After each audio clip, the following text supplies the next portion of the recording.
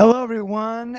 If you have a child or you're caring for a child in your clinic who is navigating anxiety, this video is for you. My name is Nate. I'm a physician in developmental behavioral pediatrics, and we're doing live shows as many times as we can during the week to answer the most common questions that I hear during the week.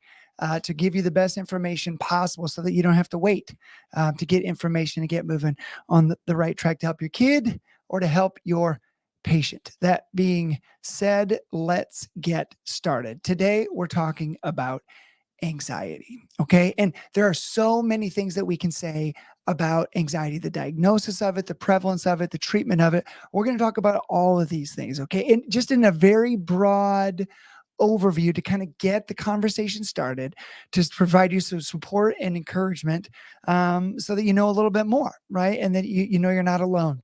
And navigating anxiety in a child or a patient is very, very difficult. Anxiety, it creates a lot of problems for kids. It's a very heavy thing. I use the analogy.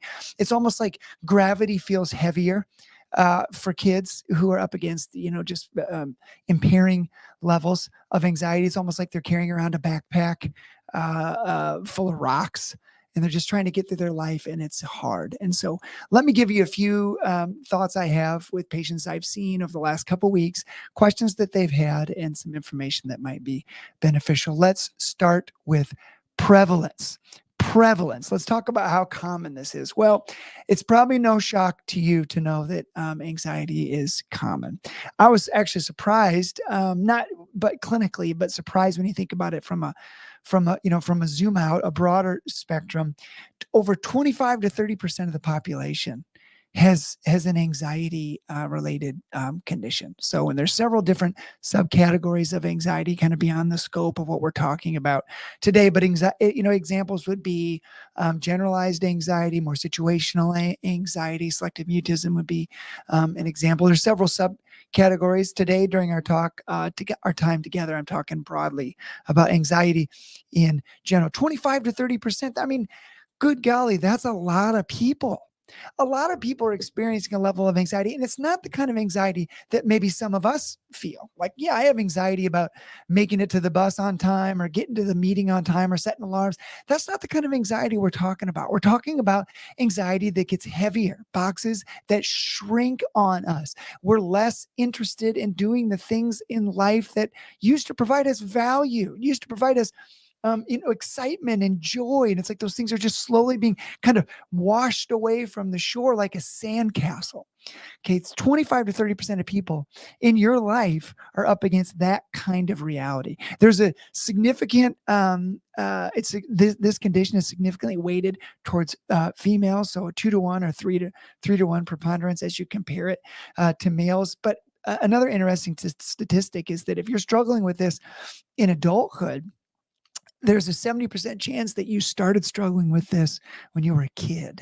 So oftentimes kids are the first wave of struggle as it relates to anxiety, which just makes it so important for us to figure out how to get on the right foot and provide the necessary interventions in a timely manner so that we can help. Let's talk about genetics. Okay, let's talk about genetics. Listen, I know that you're aware of the fact that if you have an anxious parent, if you have a family history of anxiety, the likelihood that you're going to see a child who also may struggle with some similar difficulties is high. In this particular instance, the numbers that I was best able to determine, it would be 50%. I mean, 50, and that, again, that doesn't surprise me at all. If I've got a kid in the clinic who's up with an impairing level of anxiety, the likelihood that I've got one or both parents that also struggle with an impairing level of anxiety is high. 50%, even to me in the clinical realm, seems low, but know that that's still a really high number. And so it's not your fault if you have an anxiety related struggle and your child also has an anxiety related difficulty. That doesn't mean it's your fault. You couldn't have prevented it. You couldn't have caused it. Okay. But it's important to know that if you're up against it, there's a possibility that your child may be up against it as well. Environment. Okay, let's talk about environment. What do I mean by this? Well, environment, like what's the situation this child's in, right? Because not all anxiety necessarily is strictly internally mediated, right? So sometimes sometimes that you inherit these kinds of traits or struggles or conditions from a parent, but then there's other times when anxiety is kind of boils up or bubbles up from the ground because of extraneous or outside circumstances. So let's talk a little bit about that. Let's talk about a few common situations that can mediate or play into anxiety in a child, things that you should consider as a parent or as a provider. The first topic that I want to talk to you about is modeling. What do I mean by modeling? Well, here's an example. If you have a child and that child is anxious because the parents might be late to the clinic because they missed a turn or they took off late or they got directed to the wrong route, and those parents become increasingly activated, kind of operating in a high level of fear and anxiety. What we have to understand is that is an example of modeling. A child's in the backseat strapped in and watching what happens when people who love and care for them are struggling. And again, this isn't about blame, guilt, or fear. It's not about that. It's about acknowledging the fact that if a child grows up in a home where they've seen it modeled multiple times, that a parent becomes, or stressed or anxious viscerally, like to the core in regards to something that they're up against in their life, then what happens is the child begins to kind of inherit some of those coping strategies in regards to modeling. Accommodation is another example. Let's talk about accommodation.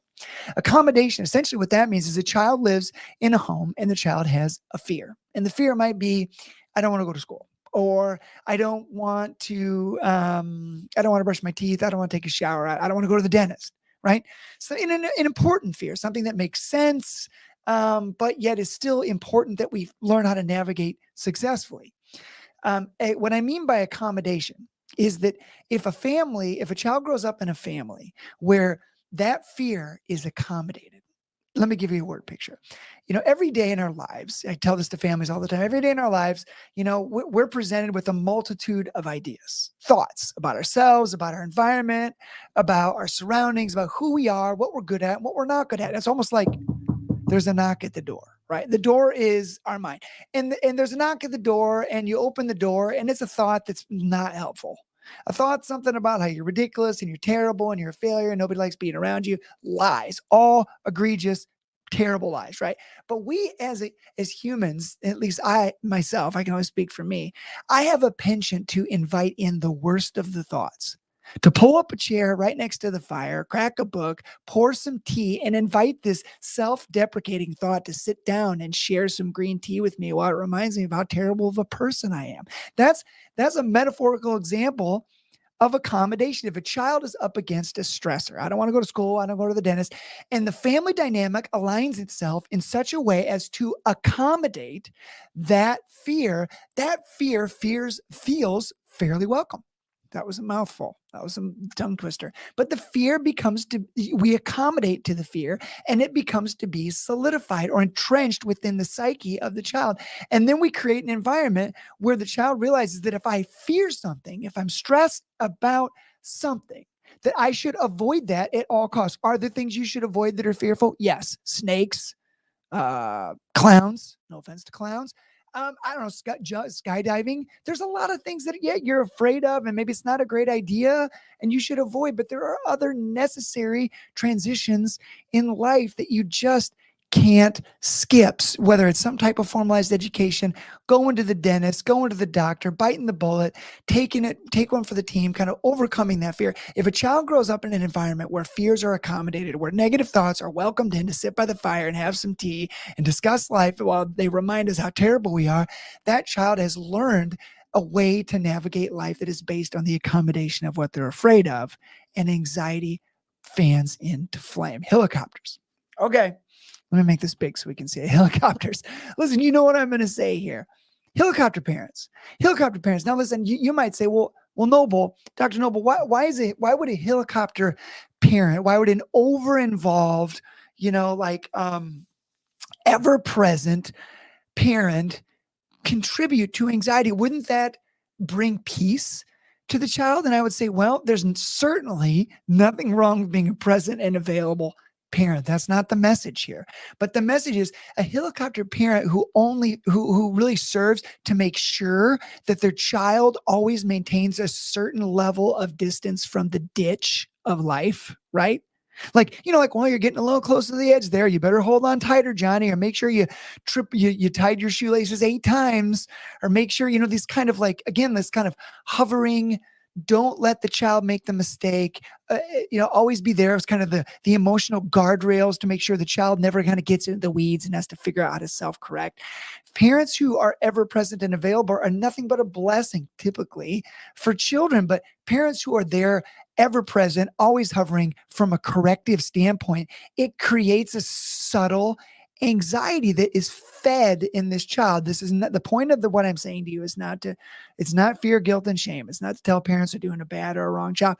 The goal here is to try and answer common questions that I get in the clinic and to gently and lovingly remind families on some things that they can challenge in their own life, in their own trajectory, from their past, in their present, and for their future, to try and keep their kids away from more aggressive interventions, which we're going to talk about next. Overcritical. Okay, let's make this one. This, again, if you're just joining us, I'm summarizing what some of the environmental factors that contribute to anxiety. And in this situation, we're talking about a number of things. Parents who are overly critical. You know this. Parents who are overly critical. It's not like they're hovering in a loving and gentle, let's make sure the child doesn't stub their toe, but it's in the, you can never get it quite right. You need my oversight and direction constantly. And then essentially what happens in those situations is the child becomes very, very stressed, and embedded anxious stress arises in their life whenever they're forced to make an autonomous decision. So when does this become increasingly problematic? When you've got a child who becomes an adolescent, and then an adolescent who becomes a young adult and needs to know how to file taxes, or go to the dentist, or schedule an appointment, or order off of a menu. Right? That can be very anxiety provoking if they've been in an environment where there's been some critical guidance, direction, redirection. It sends the wrong message. Those kinds of interventions, they kind of move children away from navigating the necessary tensions of life, where they learn, am I an autonomous person who can make decisions, or am I someone who's reliant on the guidance of others? Which is it? Children need to navigate that tension in order to figure out what's on the other side of it, which is independence.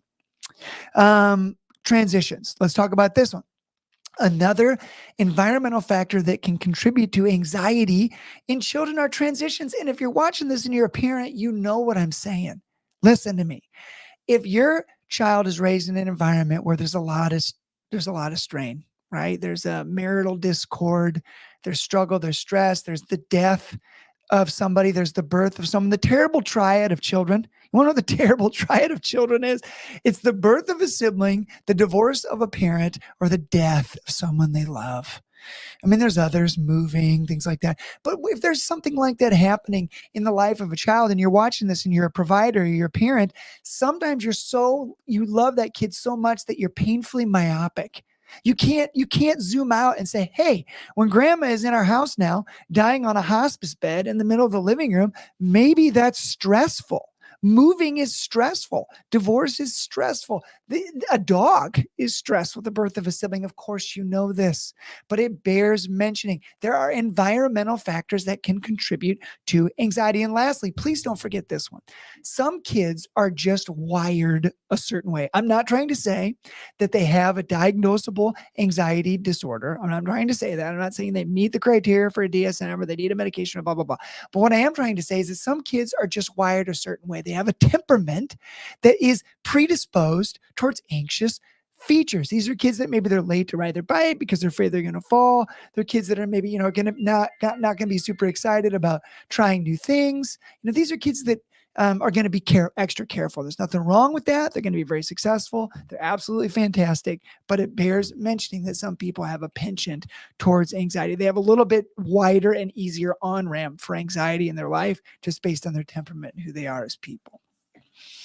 Let's talk about screening, okay? Because what good is this if I'm telling you about all this stuff and I don't tell you how to formally look for these problems in either a patient or a family? If you're a provider, you know some of you know some great tools, and but I want to give you as parents just some basic things to think about. This is I'm going to make it big so you can see it. This is called the SCARED questionnaire. Okay, you can find this on the internet. SCARED.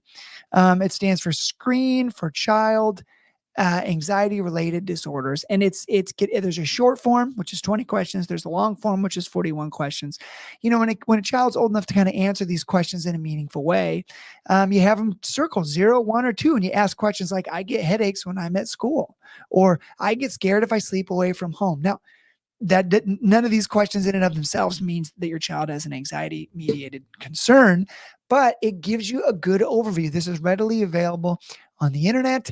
You can grab it and you can download it, and you can use those questions to kind of talk through it with your kids or your family to formalize things to some extent. Listen, but what I want you to understand, if you're a patient in the clinic, if you're like any of the people I've seen over the last 2 weeks, these questions come up all the time, and people don't come into the clinic want me to go through the SCARED criteria with them or the DSM-5 criteria of, you know, all the stuff.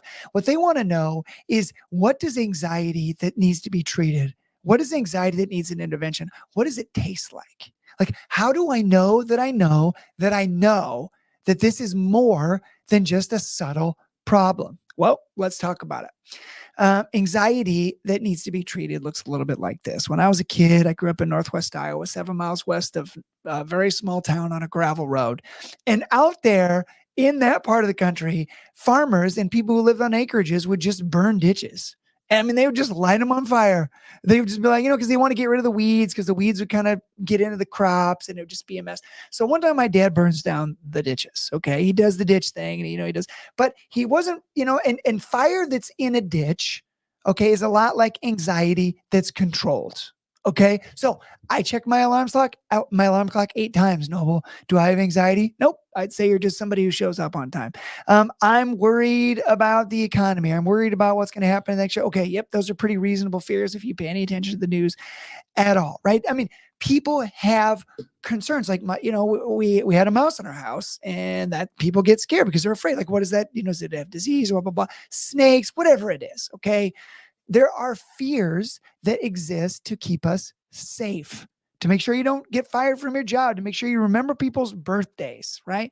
Fire is like that. Fire that stays in the ditch is like anxiety that's protective, that's beneficial, that keeps us on track. So please don't hear that any form of stress or worry is bad or wrong. I believe that there's not a small percentage of people in culture who believe that any form of stress or anxiety should be avoided at all costs. I mean, how you process it is maybe what I'm challenging, right? We can't continue to seek ways to self-medicate just to turn down the anxiety and stressors of life. Sometimes we need to get involved and do more. Sometimes we need to turn around and face our fears and deal with it. When fire leaves the ditch, so my dad's burned the ditches. One time, the fire left the ditch, crossed the road, and burnt down an abandoned house. All the fire department comes. Everyone from towns out there is driving around. Not a good day. Not a good day. There's some trouble brewing 7 miles west of small town Iowa. Okay. When the fire leaves the ditch, anxiety leaves the ditch. It's more than just protective now, right? Now it's destructive. So now it's like, this picture on the right. This is somebody in a box. Now it's like a box that's closing in on itself. Right. So imagine a box that shrinks. What I tell families is, listen, your child, if they have anxiety that's impairing and problematic, it's a box that shrinks. There's less lateral movements in life. There's less vertical movements, and there's more just stationary. I might just kind of do this. I'm just going to move my arms like this. I'm in a box. It's getting smaller. I'm less likely to go outside. I'm less likely to do marching band now. I'm less likely to go to my friends' house. I'm just less likely to roll the dice and do the things that brought me life in the past. Kids who show up like that, that's an impairing problem. That's impairing, right? And the only kind of children that I endeavor to treat in my clinic, if you're a provider that you should treat in your clinic, are the kids that are impaired. Impairment means sadness. It means just destruction. It's a dumpster fire. Their life is really hard.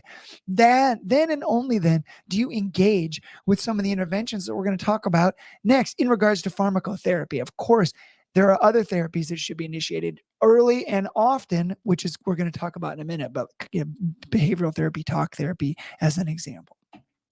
So this is a good segue. Let's talk about treatment. Listen, if you're trying to figure out a provider, okay, and you're trying to figure out how to talk about this with your doctor and you're nervous about medicines, you want to know if you've got a good provider because they're nervous about medicines too. Not because they don't know what they're doing.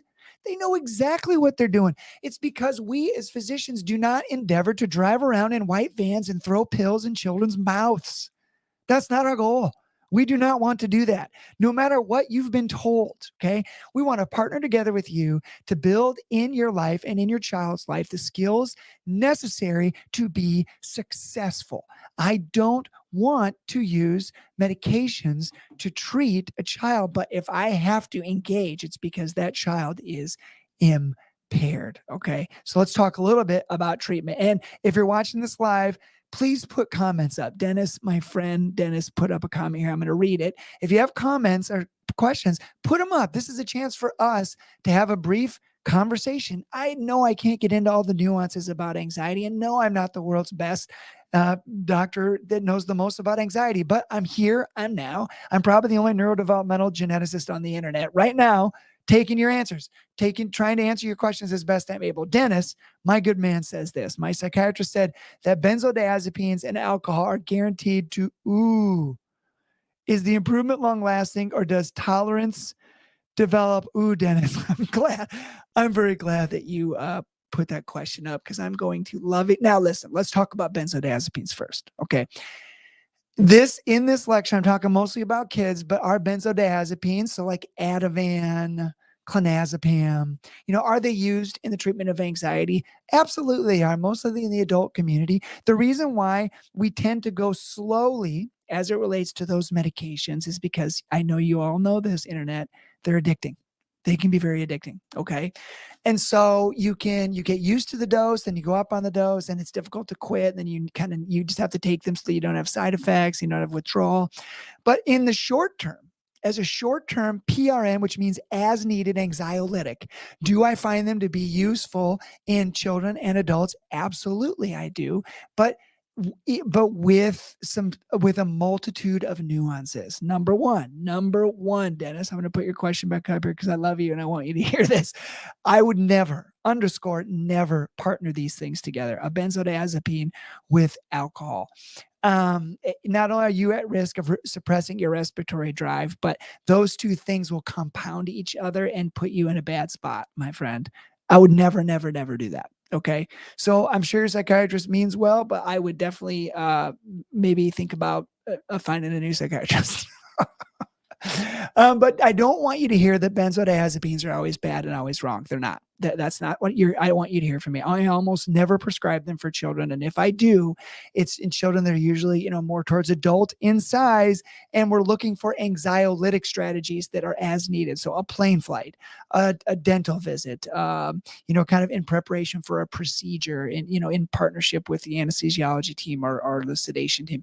So there are places for these things, but it is much lower on the totem pole than you would think, given the reasons that we have discussed. Dennis, always a great question. Always good to see you. SSRIs. Okay, I know you know this. What is an SSRI? Selective serotonin reuptake inhibitors. Okay, and they're just the medicines that you've all heard of: fluoxetine, sertraline. The point here is not to tell you about how to dose these medications. You're welcome, Dennis. Thank you, my friend. I'm not trying to scare you. I want the best for you, my friend. I would recommend diet, exercise, sleep, getting away from those things, my man, because I promise you the compounding effect of habitual alcohol and or benzodiazepine use is only going to put you in the wrong place at the wrong time for a long time. Okay. Fluoxetine and sertraline, which fluoxetine is Prozac. You've heard of it. You've seen movies about it. You've seen people in Facebook groups get super mad about it. Fluoxetine can be a really good medicine. Sertraline, which is Zoloft, okay, also a really good medicine. Now, I list those two, but there's a bunch of them. What you need to understand is a lot of the SSRIs are SSRIs, right? There's some nuances on, how they work, and there's maybe some strengths and weaknesses, but in general, they're very similar. So I present the two that I consider to be flagships. Now, other people people have different views. These are my views, especially in children. Fluoxetine and sertraline. I like them for a number of reasons. Okay. They're never bad to consider as an intervention. Now, I put medications first, not because I'm saying you should start with medications. Don't hear me say that. I do not believe that. I'm going to talk to you next about what you should probably start with. I probably should have put these slides in a different order. I want you to start with therapy. Absolutely, I do. I want to start with diet and exercise and sleep and therapy and breathing exercises and yoga and getting rid of yellow 5. Anything. Just do all that stuff, okay? But fluoxetine and sertraline, if I'm going to go to a medication category, especially in kids, I'm going to start with one of these two. Why? Well, because we know a lot about how they work in kids. Okay. Fluoxetine is, I think, probably been around the longest in children. I know it's FDA approved, but they're both commonly used in regards to anxiety in children. They both come in liquids, and they both have fairly easy, they're pretty easy to dose, and they have pretty minimal side effect profile. So if you're a parent and you're listening to this and you're stressed, you're like, oh my goodness, what am I going to do? What am I going to do? I don't want to go to these medicines. There's terrible things that happen to them. Listen, no. Okay. If a medicine is made in a factory, okay, this is a bad example because you can see the holes in this metaphor. But if a medicine's made in a factory, with beakers that bubble and the smoke that comes out and people with long white coats who maybe don't like their jobs, is it possible that those chemicals are going to have some side effects and don't belong in your brain? Sure. Yeah, it's possible. All right. But it's also possible that there could be some benefits. So any medication made in a laboratory is going to have side effects. But to be fair, I mean, there's lots of things you can just take from nature, like the ephedra plant as an example, that can also have some pretty nasty side effects, right? So it's not just because it's natural means it's safe, but just know that like you can expect side effects from medications. Okay. Activation. So kids can get irritable, they can get irritated. They can have GI issues. So a lot of times it's constipation, but more so, I should say diarrhea. Loose stools is what you see with sertraline most often. Insomnia. Sometimes I gotta just stop my phone. Insomnia is another example of kids. So sometimes if you have problems, you take it at bedtime and the kids can't sleep. Well, then we'll just flip it to the morning. So don't give up on it. Okay. And then sometimes, and you've read about this, that's why I got to talk about it. Sometimes you'll see reports of suicidality. Okay. Here's what I want you to understand as of 2023, as you compare the use of an SSRI, so fluoxetine or sertraline, with placebo. So like a sugar pill, in regards to which is more likely to precipitate an increasing amount of suicidality early in treatment. What you have to understand is that data has demonstrated that there does not appear to be any discernible difference. I'm going to say that a different way. While it is true that individuals who are receiving treatment who have some anxiety and or depression, early in their treatment, they can struggle with increasing feelings of suicidality. But as these medications have been compared with placebos, they're found to be similar in that regard. So I don't know that you can say definitively that these medications are going to always or are likely to precipitate suicidality. But we have to mention it here because if it does happen, it's typically early in the treatment strategy employed, and it is rare. But know that you're not going to get on any Facebook group or Google anything and not see that said. So I wanted to say it. Okay. But that's low on my list of concerns, but it's always on the list. So don't forget about it. Now let's talk. We're almost done. You guys are doing great. Now let's talk about selective. Let's talk about serotonin and norepinephrine reuptake inhibitors. So now I want you to think about this as kind of one more step down the path. SSRIs is typically when we're talking medications. So if you're late to join, or you just jumped on the stream, put your questions in and I'll do my best to answer them. If you're watching this on the upload on YouTube, put your questions in the comments. We'll do our best to answer those unless they're mean, which they are usually, and then I probably won't. But understand that selective SSRIs, so selective serotonin reuptake inhibitors, is where the story usually starts with medicines. When you feel like a medicine is necessary. Okay. But then what comes? Then you have serotonin and norepinephrine reuptake inhibitors. So think about, you're going now another level deeper. You are inhibiting the reuptake of two, not one, but 2 neurotransmitters. So when you, as a general rule, when you involve more neurotransmitters, right? When you get into a fight with more people, you're more likely to get punched in the face. All right.